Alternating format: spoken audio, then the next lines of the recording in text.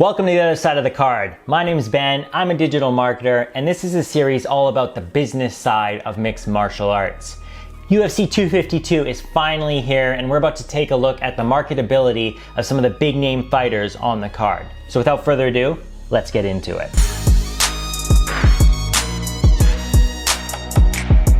Now what this video is going to do is outline 3 different storylines of high profile fighters on this card and what it means for their marketability. Now first up, let's set the stage. The card itself is not quite the strongest one in recent memory. We obviously don't have 3 title fights, but we can't be doing that on every card. Same time, it's not the weakest one we've had recently, and it actually holds potential for DC to get his highest pay-per-view draw he's ever had yet. First category is the A side. This is the alpha of the card, the one individual the UFC is putting all their marketing muscle behind. And I don't think there could be any doubt on this one. For his last fight of his career, or so he says, DC. Let's take a look at his marketability here. He wants to go out with a bang, and he wants to go out with the final shot, so to speak. He wants to have his Jordan moment. So this is his true feature fight. I know he's headlined cards with John Jones before, but this is all about him for the A side. The first part of his marketability score comes down to his personality and interviews. People love DC. He's an all-around nice guy, the daddest guy on the planet, well-mannered, uplifting. But the question you have around him, is it unique enough? So he's got a score of 7.4 on that category.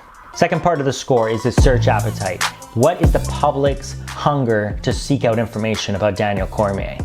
And it's surprising to see for a fighter who is near GOAT status, he's actually pulled in rather low pay-per-view numbers. When I pull up the average pay-per-view buys for some of the cards that DC's co-mained or main event, he's only at about 500,000, 496,000 to be exact as his average pay-per-view buy. So that's pretty low, especially with the heavyweight who can knock some guys out. And then when you go over to Google, there's not an overall public search appetite for him and his name. So all because of that, he only gets a 6.2 on the search appetite score. Next part of the score is his image and authenticity. He's got a safe image which plays really well for brands. He could have a huge appeal in the parent market. Obviously, daddest man of the planet, him and Max Holloway.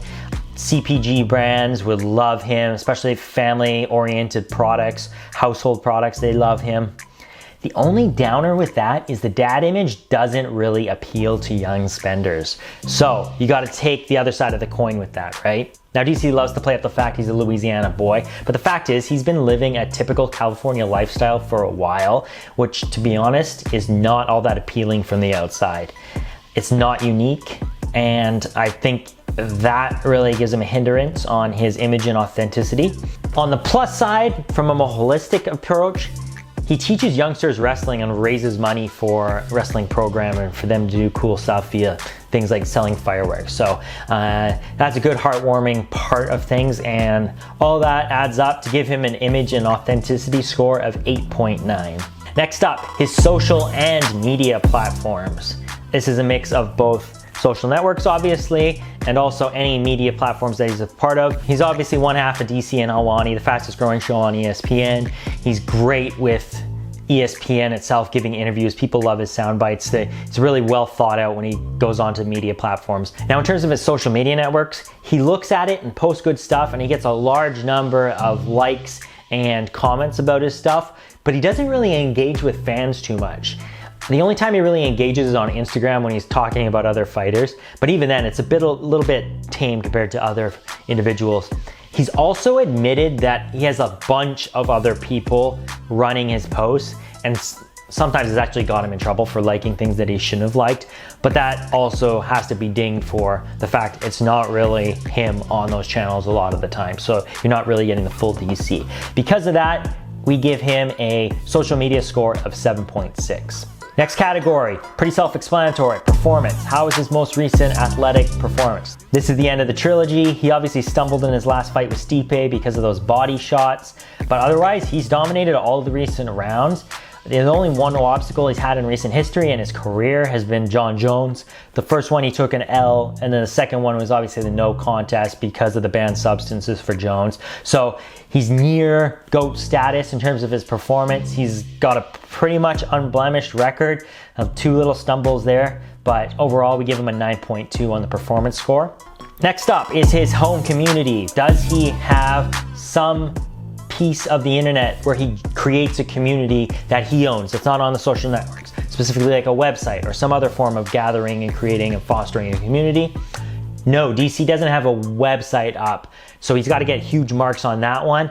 He actually has a link to something on his Facebook profile, and when you pull it up, it says building in progress. So I don't know if he's about to launch a website. Regardless, that doesn't bode well if he's about to enter the biggest fight of his career and he doesn't have a website up. You want to start building a community that's not connected to a social network that he owns entirely. He does have a community of followers on ESPN because on Mondays he's got his show with Helwani, so people could come in and check in on him there.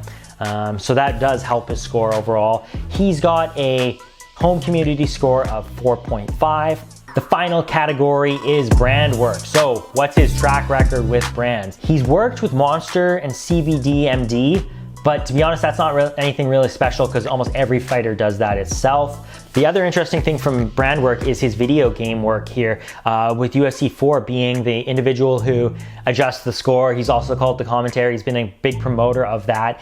And he also aligned himself with the Kobe Bryant brand, obviously, in Detailed, which is a more upscale feel to the production. I know he actually gets good coin off of that, so that's good to see. I think he said he makes around $40,000 per episode of Detailed, so that's good to see. Overall, that helps with his brand. So overall brand work score is 6.6. So when we put all those scores in our weighted system, DC's overall marketability score gets a 74.85 for the A side of this fight. All right, that's it for UFC 252 marketability scores, looking at the business side of fighters and how they could profit outside of the rings. What do you think? Let me know in the comments below for all the full scores and the breakdown of the fighters. If you want to look at that, check out the link below. If you like this type of content, obviously give me a subscribe, and happy fight night, everybody. Peace.